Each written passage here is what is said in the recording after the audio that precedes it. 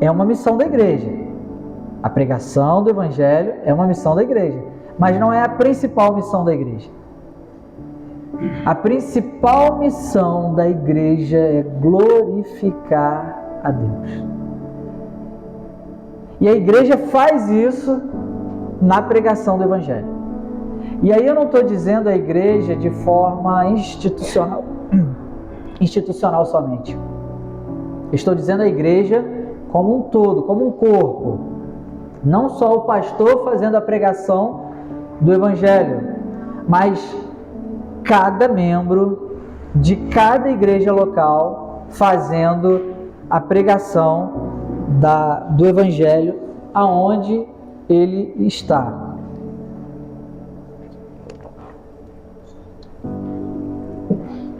Nós temos como principal missão glorificar a Deus. Mas nós não só glorificamos a Deus através da pregação do Evangelho. Nós podemos glorificar a Deus de qualquer outra maneira, ensinando os nossos filhos. Nós podemos glorificar a Deus no nosso trabalho, nós podemos glorificar a Deus nas nossas relações entre os nossos familiares. Isso tudo glorifica a Deus, ou pelo menos deveria glorificar. E porque essa é a missão principal de cada crente, da Igreja de Deus. Mas eu quero falar sim sobre a missão da pregação do Evangelho. E essa missão de pregar o Evangelho tem a ver com a glória de Deus, principalmente, mas também tem a ver com obediência, tem a ver com adoração, tem a ver com reconhecimento do poder de Deus em Cristo Jesus e tem a ver com o trabalho de todo cristão e a sua recompensa. Então nós vamos trabalhar um pouco desses assuntos que eu abordei nesse momento e por que tem tanto a ver com a glorificação a Deus, a pregação do Evangelho. Deus, quando decide que Cristo viria, e isso está decidido na eternidade, antes mesmo de nós termos ideia de que o mundo seria mundo, isso já estava definido na eternidade, que Jesus viria para salvar, para remir o seu povo. Isso é uma decisão eterna, está fora das nossas responsabilidades, das nossas agremiações. Para que Cristo viesse e fizesse tudo isso, Ele deveria cumprir a nossa pena. Ele deveria morrer a nossa morte. Ele deveria pagar a nossa culpa, a nossa dívida, para que Deus ficasse satisfeito no seu Filho e o seu Filho fosse glorificado. Então essa honra, essa glória toda ao Senhor, ela é dada em nós através de Cristo Jesus. Nós só podemos glorificar a Deus verdadeiramente através do sacrifício de Cristo Jesus. Fora de Cristo, fora da videira, como nós lemos aqui anteriormente, nós estamos fracassados. Nós não temos para onde seguir, não tem como glorificar a Deus fora do seu Filho.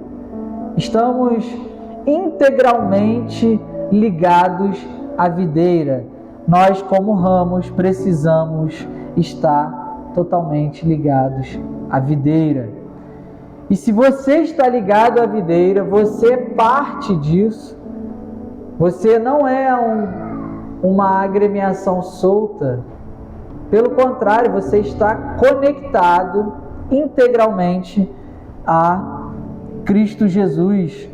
Embora nós percebemos que há muito diferente do discurso que eu acabo de dizer, na pós-modernidade, né?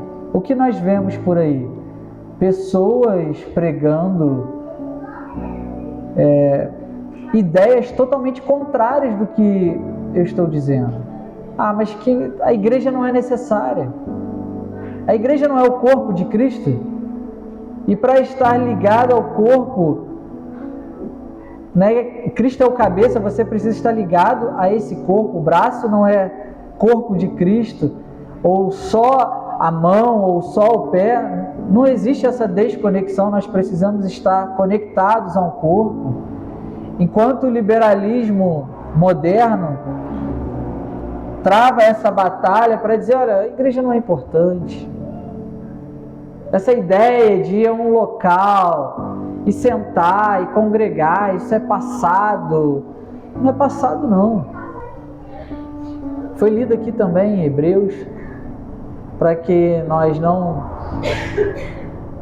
deixemos de congregar. E que também não é só desapegar de um costume de estar conectado a um povo por causa do meu gosto, mas a Bíblia nos referencia em que nós precisamos estar conectados a uma congregação, e os liberais modernos vão dizer que isso não acontecia nos tempos de Jesus. E eu quero te convidar a abrir a sua Bíblia em Efésios capítulo 2, Mateus, Marcos, Lucas, João, Atos, Romanos, Coríntios, Gálatas, Efésios, né? Coríntios 2 vezes, porque tem a primeira e a segunda carta. Mas abre lá em Efésios capítulo 2, lá no finalzinho, lá no verso 19, isso Paulo está escrevendo à igreja de Éfeso. Então é o tempo da igreja. Isso aqui é no primeiro século.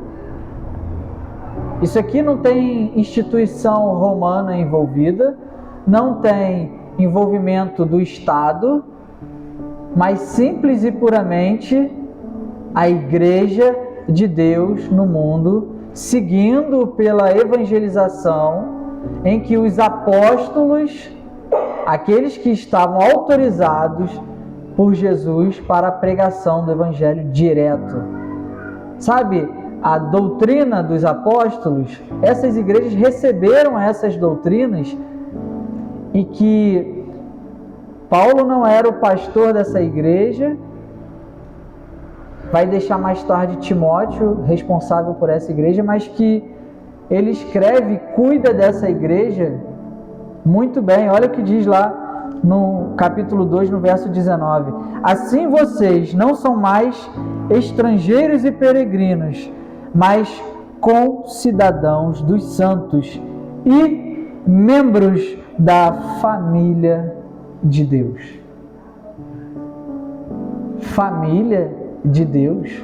Não é assim que a gente se refere aos nossos irmãos? Aos nossos irmãos da fé. Eu poderia dar muitos outros exemplos, mas vou ficar somente nesse, em que Paulo está trazendo a ideia de que nós não estamos sozinhos, nós não somos estranhos uns dos outros, mas que nós fazemos parte de uma comunidade que tem a fé aliançada, e que agora nós não somos mais reconhecidos como pessoas qualquer, mas somos uma família. A ideia de família que não é uma ideia desconexa dos nossos dias, mas é uma ideia conectada aos nossos dias. Quem é a nossa família? Se não são os nossos filhos, os nossos pais, os nossos cônjuges. E nós chamamos uns aos outros de irmãos. Isso é proposital, porque nós somos família de Deus. Olha o verso 20: edificados sobre o fundamento dos apóstolos e profetas, sendo Ele mesmo, Cristo Jesus, a pedra angular.